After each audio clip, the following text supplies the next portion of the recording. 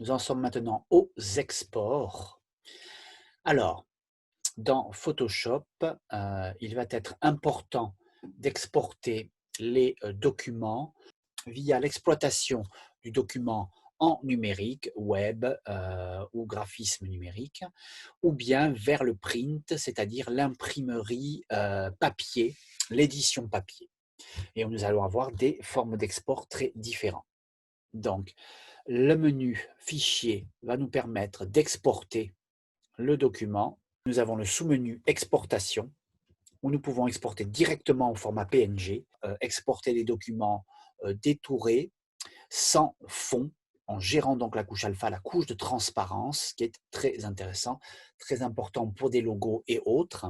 Donc, ce qui nous importe ici, c'est de faire un export sous pour aller chercher les formats qui nous intéressent.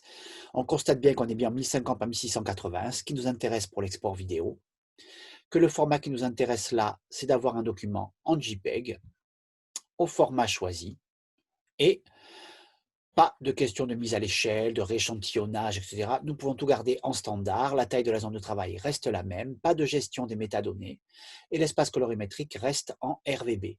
Donc nous exportons sous et dans mon dossier visuel tuto vidéo, je l'enregistre directement en .jpeg. Je vais l'appeler visuel tuto vidéo 2, ce qui voudra dire que ce sont les dernières versions. Nous pouvons donc l'exporter en .jpeg et garder le nom donné au fichier. Visuel tuto les exports, mais comme il est déjà en .jpeg, je vais juste insérer un petit 2, histoire de dire que c'est la dernière version. OK, voilà qui est fait.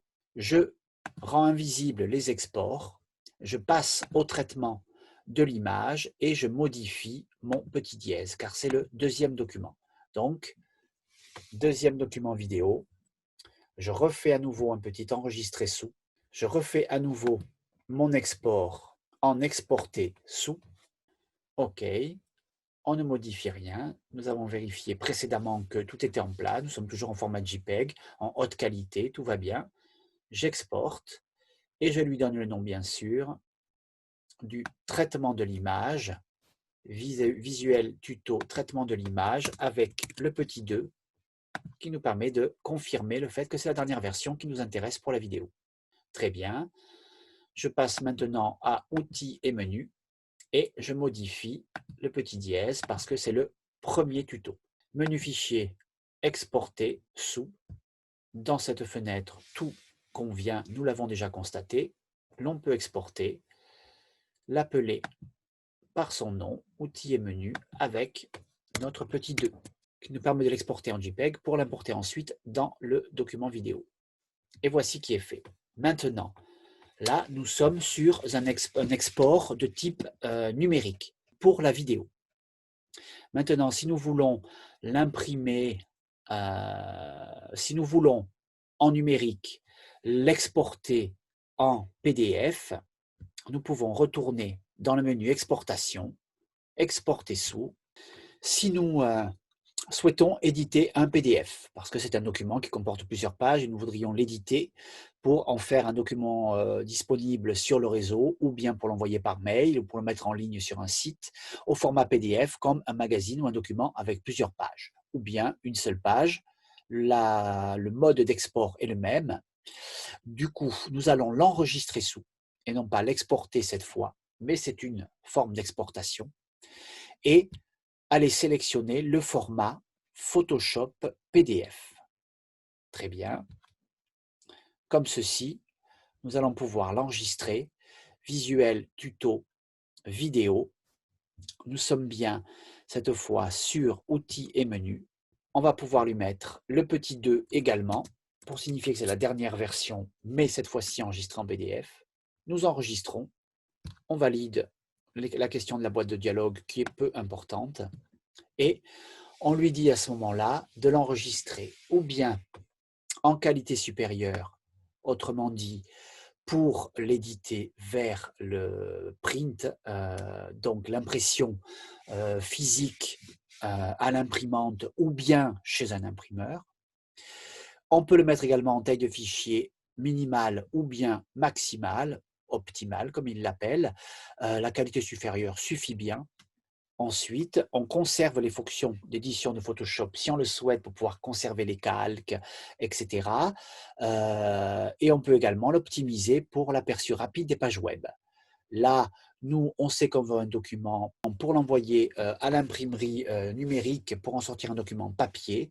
Donc, inutile de l'optimiser pour l'aperçu rapide des pages web, mais si nous le conservons, ça ne pose pas de souci. On peut le garder, ça ne prend pas plus de poids pour le document. Ça, ce sont les paramètres généraux. En paramètres de compression, nous pouvons garder pour la qualité d'impression supérieure un sous-échantillonnage bicubique à 300 points par pouce, à 300 pixels par pouce, et on garde les images clés de gestion au-dessus de 450, qui est un format standard.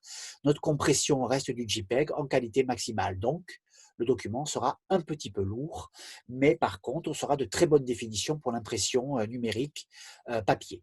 Je l'enregistre et voilà qui est fait. OK. Je refais ensuite la même chose pour les autres documents.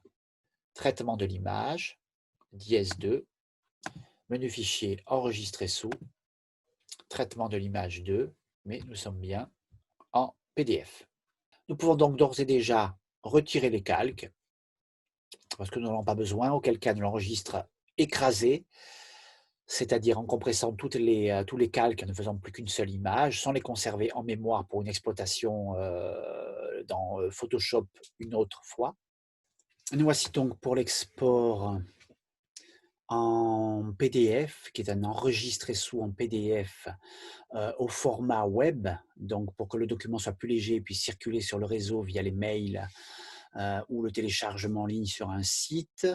Nous faisons une sélection du PDF en taille de fichier minimale qui va imposer la sélection de l'aperçu rapide sur des pages web et du coup va modifier la compression qui va dans le sous-échantillonnage bicubique, basculer à 100 pixels par pouce, là où nous étions à 300 tout à l'heure pour l'impression numérique ou l'impression papier extérieure.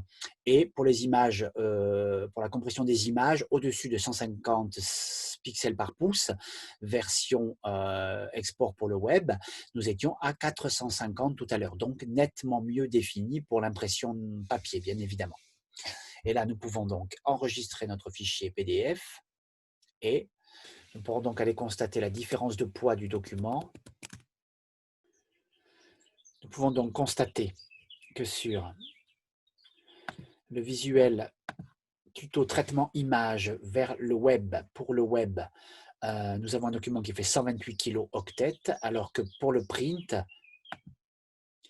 nous avons un document qui fait 7 mégas, donc autrement plus lourd, nettement plus riche en contenu image, en matière image à imprimer. Très bien. Nous avons le document print, nous avons le document web à enregistrer version PDF et nous avons vu l'export JPEG du document. Maintenant, nous pouvons voir la version.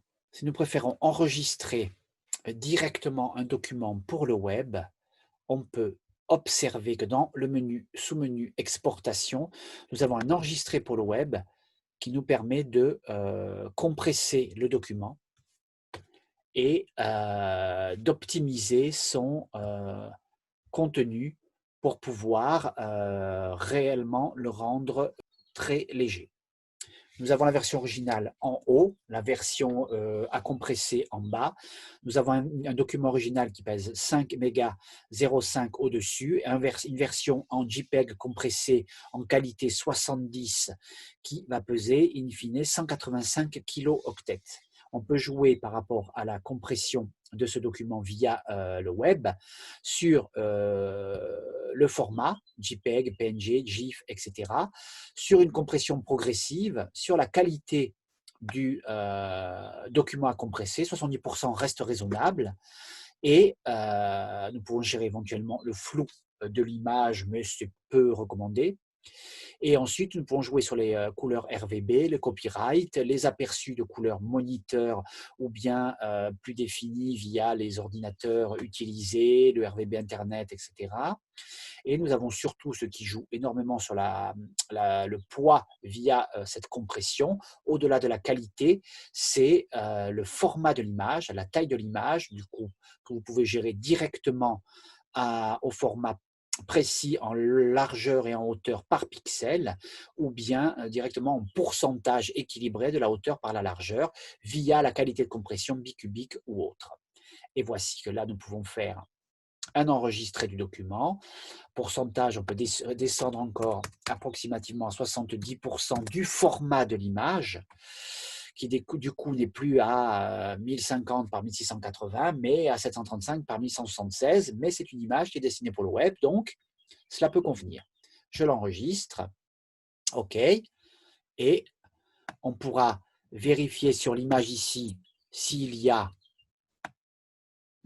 non, je ne l'enregistre pas encore.